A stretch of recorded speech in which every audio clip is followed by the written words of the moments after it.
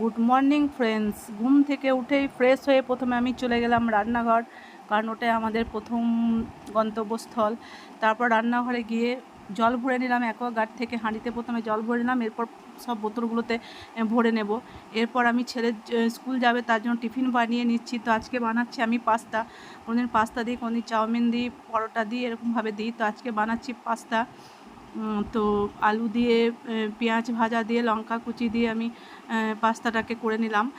এরপর ছেলেকে স্কুলে পাঠিয়ে তারপর অন্যান্য কাজগুলো সারবো, কারণ সারাদিন তো এবার লেগে আছে। তো আজকে সারাদিন আমি কি কি কাজ করছি না করছি সেটা আজকে তোমাদের সাথে আমি শেয়ার করব, যে সকাল মানে রোজ সকাল থেকে রাত অবধি আমি কি কাজ করি। তো যাই হোক, তো আমার টিফিন বানানো হয়ে গেছে। এরপর আমি ছেলেকে স্কুলে পাঠিয়ে দিয়ে নিচে চলে গেছিলাম ফুল তুলতে। নিচের আমাদের যে বাগানে ফুলগুলো আছে সমস্ত তুলে নিয়ে এসে তারপর ছাদে এসেছি ফুল তুলতে। আর কি জানি একটু অন্ধকার অন্ধকার এসছে ভিডিওটা, জানি না কি প্রবলেম হয়েছিল, আমি প্রথমে বুঝতে পারিনি, কারণ স্ট্যান্ডে রেখেছিলাম মোবাইলটা। তো এরকম যে অন্ধকার অন্ধকার আসবে বুঝতে পারিনি, কারণ রোদ ছিল, তো রোদে ঠিক মতো দেখা যাচ্ছিল না। তো আমি ভাবছি ঠিকঠাকই উঠছে তো। তো যাই হোক, ছাদে আমি প্রথমে ফুলগুলোকে তুলে নিলাম। আর এখানে দেখলাম কয়েকটা জবা ফুল ফুটেছে, রোজ ফুটে না, মাঝে মধ্যে ফুটে। তো আজকে দেখলাম অনেকগুলোই জবা ফুটেছে, হলুদ জবা, গোলাপি জবা, যেরকম আমাদের প্রায় 6-7 রকমের জবা আছে। তো তার মধ্যে দেখলাম 3-4 রকমের জবা ফুটেছে। তো সেখান থেকে আমি কয়েকটা তুলে নিলাম, আর গাছে একটা দুটো রেখে দিলাম, কারণ আমার শাশুড়ি মা বলে যে সব ফুল তুলবে না, একটা দুটো গাছে রেখে দেবে। তো ওই জন্য একটা দুটো রেখে বাকিগুলো আমি তুলে নিলাম।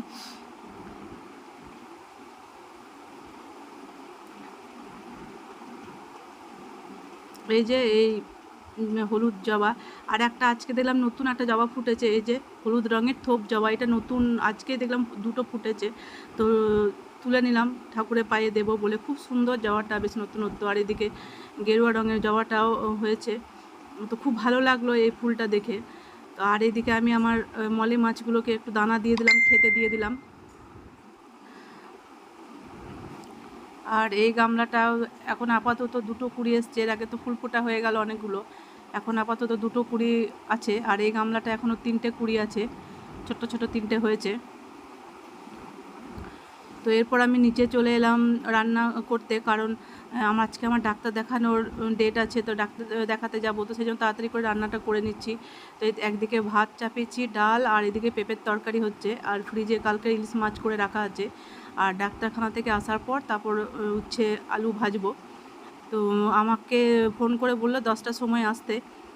তো যেতে যেতে রান্না করে কমপ্লিট হওয়ার পর যেতে যেতে 10টা সাড়ে 10টা হয়ে যাবে, কাছে আমাদের বাড়ির কাছেই। তো এদিকে আমি তাড়াতাড়ি করে ওই জন্য রান্নাটা করে নিচ্ছি। তো আমার রান্না হয়ে গেছে, এবার আমি চলে যাচ্ছি ডাক্তারখানা।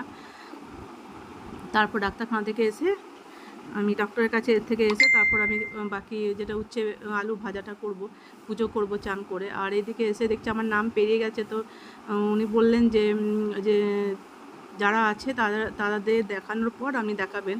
তো দেখলাম কয়েকজন বসে আছে, তো ওদের হয়ে গেলে তারপর আমাকে ডাকবে।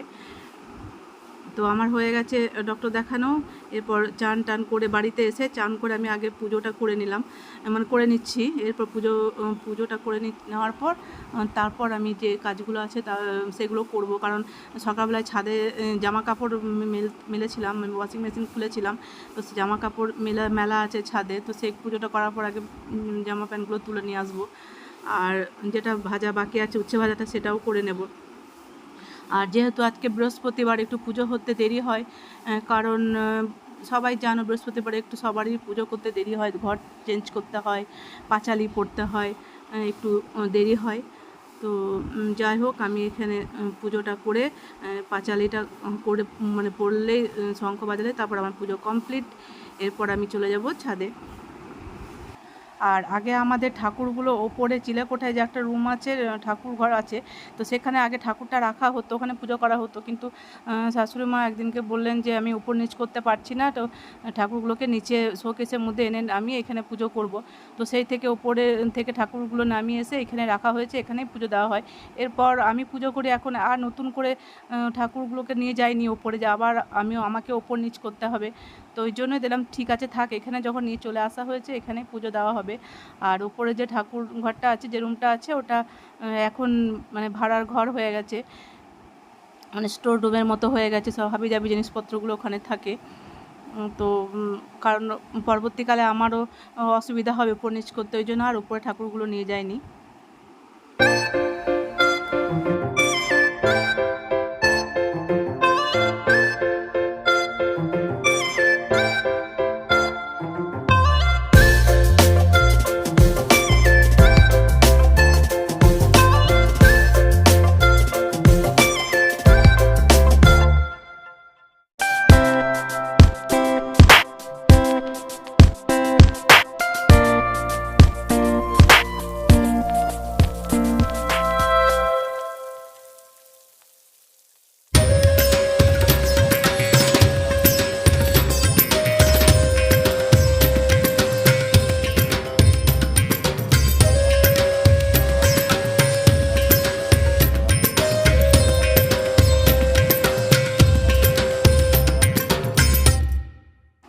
আমার পুজো কমপ্লিট, এবার ছাদে চলে এসেছি। জামাগুলো তুলতে অনেকটাই বেলা হয়ে গেছে, আর রোদও প্রচণ্ড।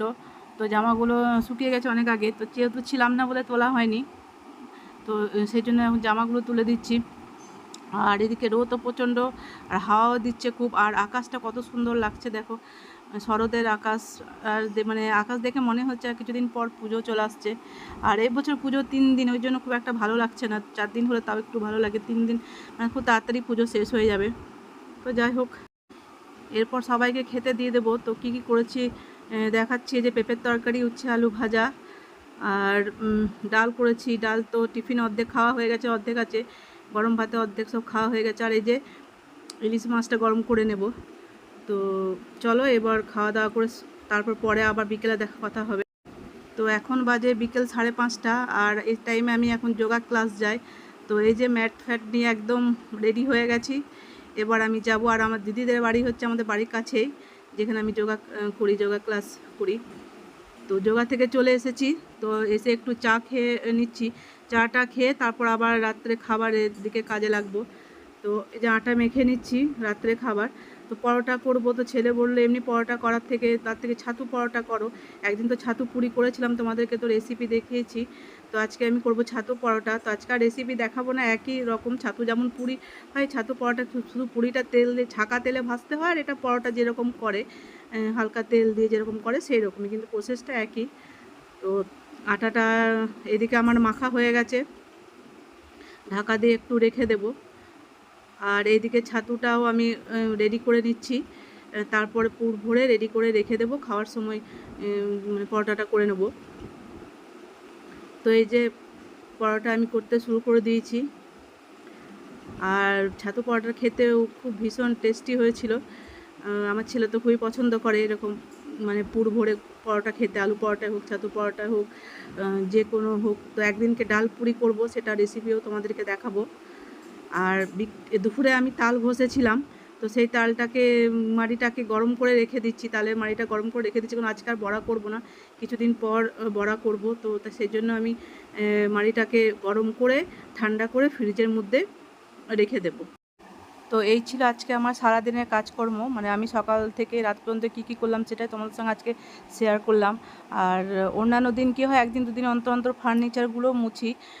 আজকে যেহেতু মুছা হয়নি বলে দেখানো হয়নি, তো রোজ তো আর ফার্নিচার মুছি না, একদিন দুদিন মুছি অন্তর অন্তর। তো যাই হোক, ভিডিওটা ভালো লাগলে অবশ্যই লাইক করো, শেয়ার করো। দেখা হচ্ছে আবার পরের ভিডিও। টাটা।